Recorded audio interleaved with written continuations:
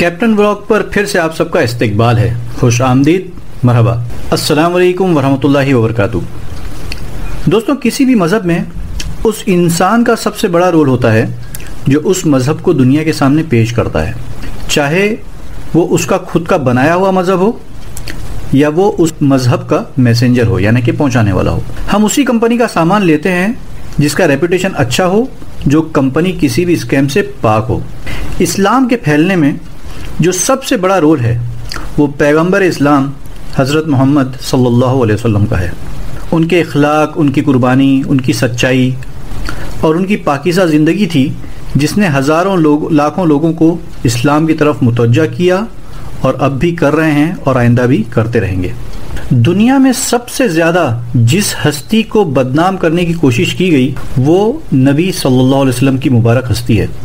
یہ الگ بات ہے کہ نفرتی لوگوں کے محمد صلی اللہ علیہ وسلم کے بارے میں جھوٹ پر جھوٹ پھیلانے کے باوجود دنیا میں سب سے عظیم ہستی کے چاہنے والوں کی اور ان پر مر مٹنے والوں کی گنتی بڑھتی ہی جا رہی ہے. تو آئیے آج ہم محمد صلی اللہ علیہ وسلم کے بارے میں کچھ جاننے کی کوشش کرتے ہیں. اس بندے کی بالکل یہ اوقات نہیں ہے کہ وہ حضور کی شایان شان ان کی تعریف کر سکے، پر امید ہے کہ شاید یہی عمل اللہ قبول فرما کر مغفرت کر دیں. دعا کریں، آمین. تو آئیے شروع کرتے ہیں. حضرت ابراہیم علیہ السلام، جن کو نبیوں کے والد بھی کہا جاتا ہے، ان کے دو بیٹے تھے. ایک کا نام اسماعیل علیہ السلام اور دوسرے بیٹے کا نام اسحاق علیہ السلام. دونوں کو اللہ نے بعد میں نبی بھی بنایا.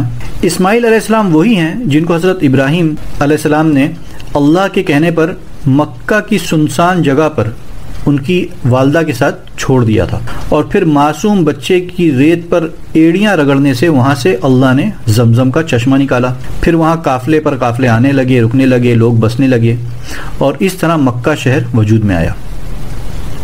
دوسرے بیٹے اسحاق علیہ السلام کی نسل میں اللہ نے بہت سے لوگوں کو نبی بنایا. یعقوب علیہ السلام، یوسف علیہ السلام، ایوب علیہ السلام، شعیب علیہ السلام، موسیٰ علیہ السلام، ہارون، ذوالکفل، داؤد، سلیمان، الیاس، یونس، زکریا، یحییٰ، اور اخیر میں حضرت عیسیٰ علیہ السلام. غرض کہ حضرت اسحاق علیہ السلام کی نسل میں ایک کے بعد ایک جو ہے وہ بہت سارے انبیاء اللہ نے بھیجے ہیں، اور دوسری طرف حضرت اسماعیل علیہ السلام کی نسل عرب اور خصوصاً مکہ میں بڑھتی رہی. عیسیٰ علیہ السلام تک اسماعیل علیہ السلام کی اولاد میں اللہ نے کسی کو بھی نبی نہیں بنایا. عیسیٰ علیہ السلام کے آسمان پر اٹھا لیے جانے کے بعد جب انسانیت اللہ کے میسج کو پوری طرح سے بھول گئی اور اس میں موڈیفیکیشن کر دیا، اس وقت اللہ نے اپنے سب سے چہیتے پیغمبر کو اسماعیل علیہ السلام کی اولاد میں مکہ میں پیدا فرمایا. مطلب کہ حضور صلی اللہ علیہ وسلم کا مبارک خاندان وہی نبیوں کا خاندان ہے، ابراہیم علیہ السلام کا خاندان ہے. دوستوں، دنیا میں اگر کوئی شخصیت ہے جس کی زندگی کو بہت ہی باریکی سے قلم بند کیا گیا ہو، لکھا گیا ہو، ڈاکومنٹڈ ہو، تو وہ پروفٹ محمد صلی اللہ علیہ وسلم کی زندگی ہے. صحابہ کرام نے ایک ایک چیز کو ہم تک پہنچایا ہے. مکہ پر جس ابرہہ بادشاہ نے اپنے ہاتھیوں کے ساتھ حملہ کیا تھا، شاید وہ آپ جانتے ہوں گے واقعہ، کیونکہ وہ کعبہ کو گرانا چاہتا تھا، اور اس سے پہلے کہ وہ کعبہ تک پہنچتا اور اس کو گرا دیتا، اللہ نے چھوٹی چھوٹی ابابیل نامی چڑیوں سے اس کے بھاری بھرکم لشکر کو ختم کر دیا. تو وہ جو واقعہ تھا حضور صلی اللہ علیہ وسلم کی پیدائش سے کچھ دن پہلے ہی کا واقعہ ہے. وہ محمد صلی اللہ علیہ وسلم کی پیدائش سے پہلے ہی آپ کے والد حضرت عبداللہ کا انتقال ہو چکا تھا. آپ یتیمی کی حالت میں دنیا میں تشریف لائے.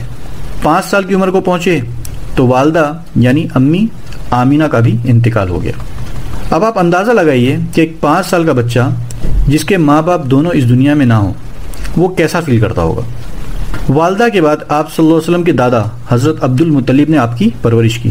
بچپن سے ہی مزاج میں شرم تھی. 8 سال کے ہوئے تو دادا بھی چل بسے. دادا کے بعد آپ صلی اللہ علیہ وسلم کے چچا ابو طالب نے آپ کو اپنے بچوں سے زیادہ پیار دے کر پالا. پروفٹ محمد صلی اللہ علیہ وسلم کا خاندان مکہ کے بہت باعزت خاندانوں میں شمار ہوتا تھا. محمد صلی اللہ علیہ وسلم کا بچپن مکہ میں گزرا، جوان مکہ میں ہوئے، سب کی آنکھوں کے سامنے رہے. محمد صلی اللہ علیہ وسلم کی سچائی، امانت داری، اچھے اخلاق ہر ایک کے سامنے تھے.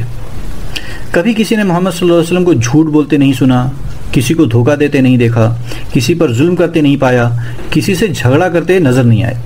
جیسے ہم عام طور پر اگر کسی کا تعارف دوستوں سے کراتے ہیں تو کہتے ہیں کہ ارے ان سے ملیے، یہ میرے دوست یہ بہت اچھے فٹ بالر ہیں، ان سے ملیے یہ بائک ایک دم زبردست چلاتے ہیں، ان سے ملیے یہ بہت بڑے بزنس مین ہیں وغیرہ وغیرہ۔ اس طریقے سے ہم اب تعارف کراتے ہیں اپنے دوستوں کا کسی دوسرے سے یا کسی دوسرے کا اپنے دوستوں سے۔ پر اس وقت لوگ جب محمد صلی اللہ علیہ وسلم کا تعارف کسی سے کراتے تھے تو کہتے تھے کہ ان سے ملیے، یہ صادق ہیں، یہ امین ہیں۔ صادق کہتے ہیں سچے کو اور امین کہتے ہیں امانت دار کو۔ مطلب کہ حضور صلی اللہ علیہ وسلم لوگوں میں سب سے نیک نام تھے، شریف تھے، ایماندار تھے، اور یہی وجہ تھی کہ مکہ کی سب سے مالدار اور بزنس وومن حضرت خدیجہ رضی اللہ تعالیٰ عنہ، انہوں نے آپ صلی اللہ علیہ وسلم کو شادی کا پیغام خود بھیجا۔